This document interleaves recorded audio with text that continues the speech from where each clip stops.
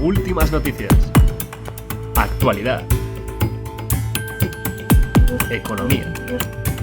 Finanzas. Macro.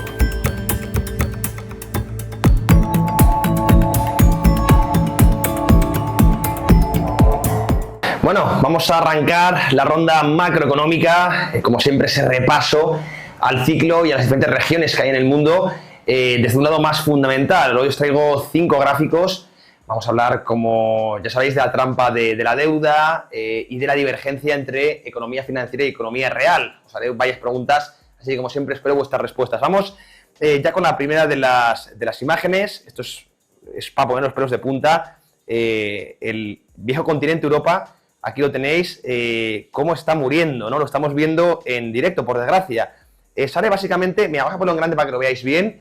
Lo de España más es brutal. España ya sabemos que es el enfermo de Europa. Fijaros, la diferencia entre el PIB nominal y la deuda en términos nominales, es decir, no se incluye la inflación, pero en términos nominales, fijaros cómo la eurozona ha disparado la deuda por encima de su PIB, que es algo que no se debe hacer. Alemania es más o menos responsable, más disciplinado, y le llaman frugal, además de forma peyorativa. Es curioso, ¿verdad? Francia también se ha ido a las manos, Italia, España es brutal, Bélgica algo más responsable. Pero fijaros, ahora mismo prácticamente cada 3 euros de deuda genera 1 euro de crecimiento. Es que es insostenible, ¿no? Esto es la trampa de la deuda que hemos venido comentando muchas veces, que ya ha machacado a Japón.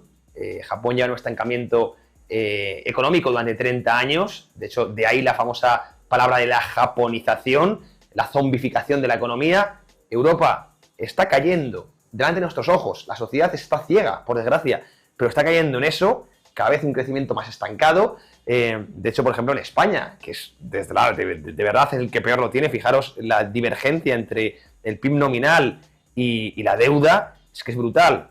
Lleva prácticamente 15 años sin crecer, la productividad se la sigue esperando, el PIB per cápita estancado. Bueno, ¿cómo es posible que la sociedad siga tan ciega?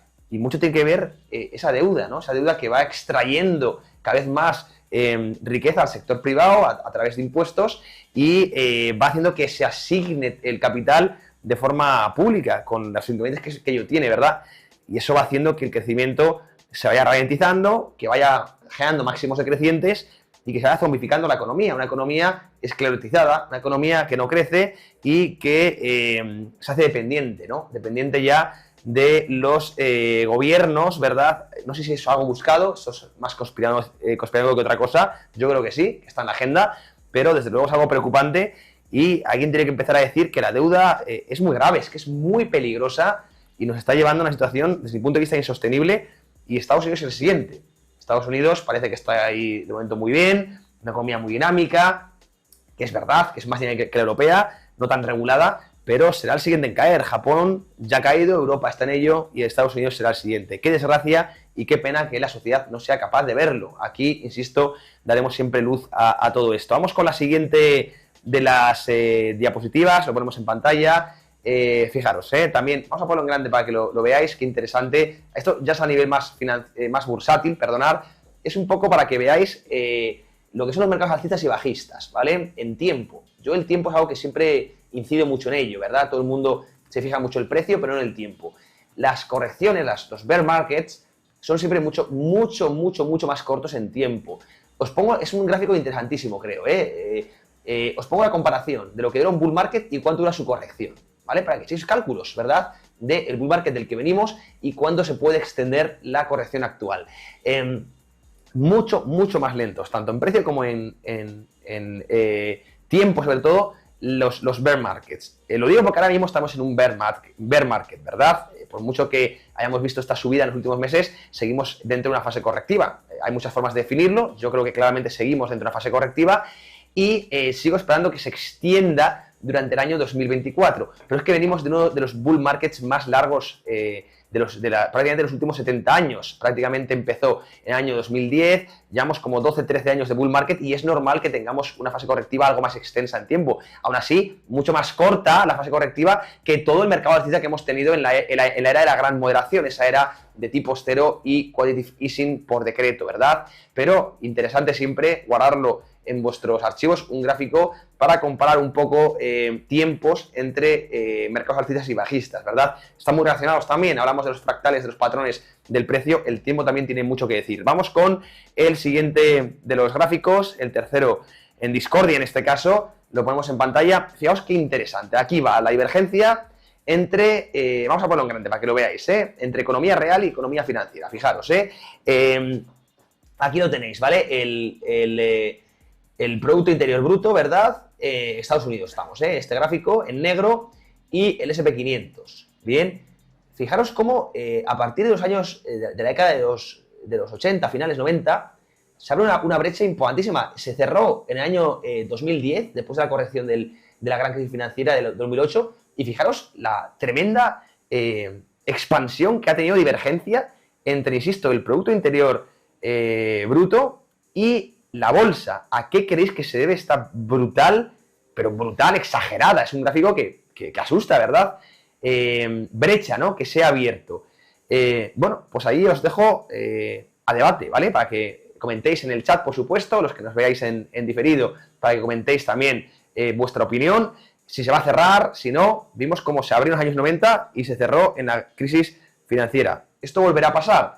Aquí hay varias alternativas.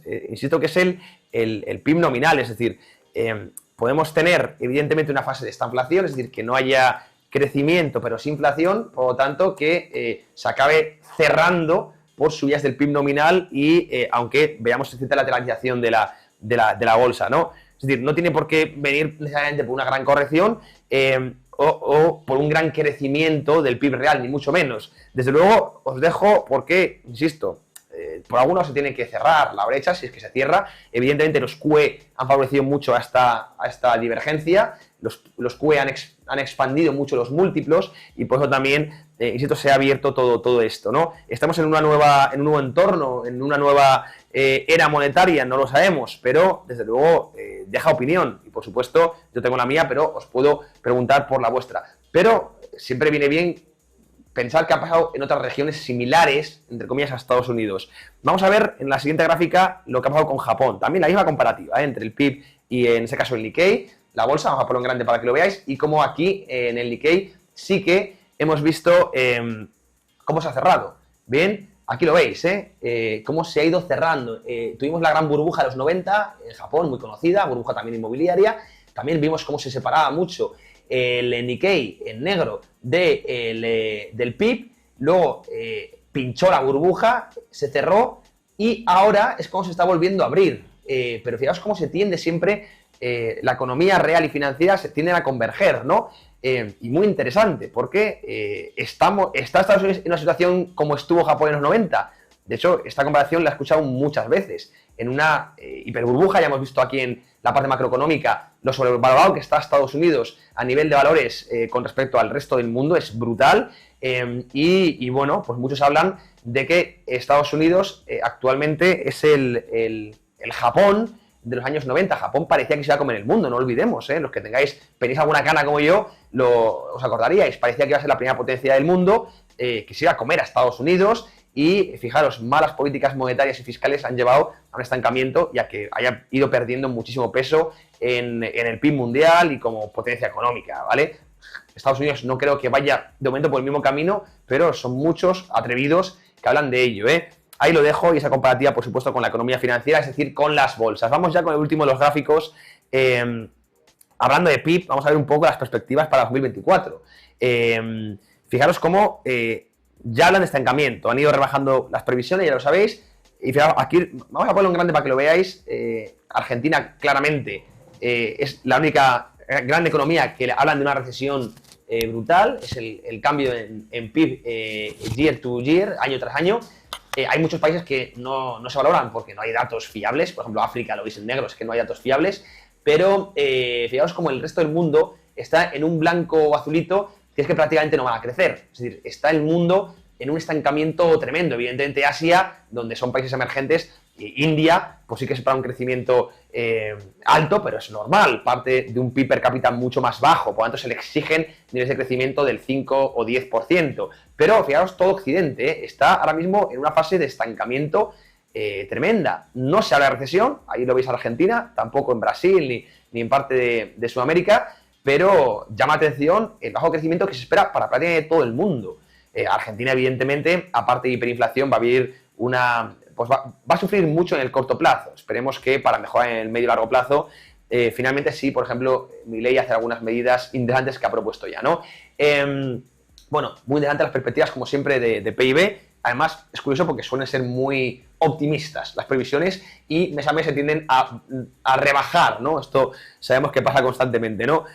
Bueno, pues aquí hemos hablado de esa divergencia entre economía real y economía financiera, que tiende a converger en algún punto. Os pregunto cuándo será eso. Estados Unidos está en burbuja, no lo está. Bueno, pues de todo esto espero vuestra opinión, como siempre. Y con esto cerramos, cerramos Más que Mercados. Inversión, macro, bolsa, cripto y mercados. En Más que Mercados analizamos la actualidad, las últimas noticias y todos los factores que afectan a tus inversiones. La educación financiera cambia vidas. De lunes a jueves a las 3:30 p.m. hora española, el mejor programa de economía, inversión y trading de habla hispana. Cada día podrás ver la operativa en vivo y en directo. Acompáñanos con la guía experta de José y Álvaro Basagoiti y analiza con nuestros invitados las mejores estrategias de inversión y los portafolios corporativos de su firma. También podrás hacer tus propias consultas sobre acciones y mercados en tiempo real. Únete a nosotros de lunes a jueves a las 3:30 hora española y no te pierdas las mejores entrevistas e invitados. Descubre cómo hacer crecer tu patrimonio de manera inteligente solo en Más que Mercados de Trading Pro TV.